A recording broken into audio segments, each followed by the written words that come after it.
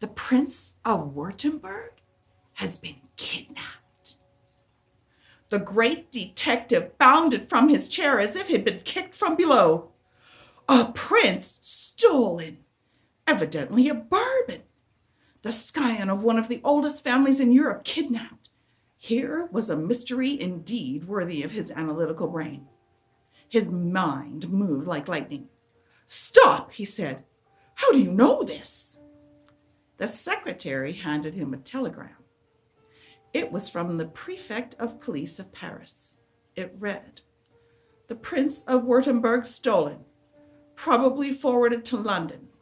Must have him here for the opening day of exhibition. £1,000 reward." So, the prince had been kidnapped out of Paris at the very time when his appearance at the International Exposition would have been a political event of the first magnitude. With the great detective, to think was to act, and to act was to think. Frequently he could do both together.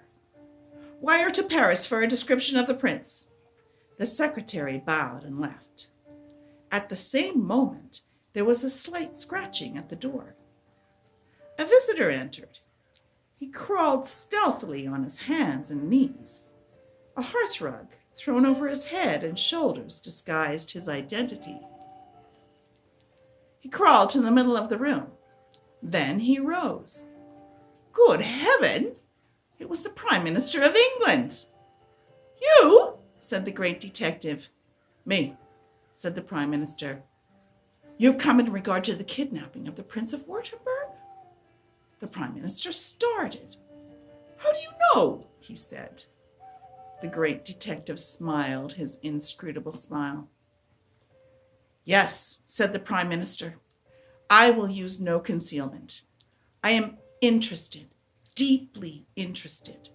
Find the Prince of Württemberg, get him back safe to Paris, and I will add £500 to the reward already offered. But listen," he said impressively as he left the room. "See to it that no attempt is made to alter the marking of the prince, or to clip his tail." So, to clip the prince's tail? The brain of the great detective reeled. So, a gang of miscreants had conspired to... But no, the thing was not possible. There was another rap at the door. A second visitor was seen. He wormed his way in, lying almost prone upon his stomach and wriggling across the floor. He was enveloped in a long purple cloak. He stood up and peered over the top. Great heaven! It was the Archbishop of Canterbury!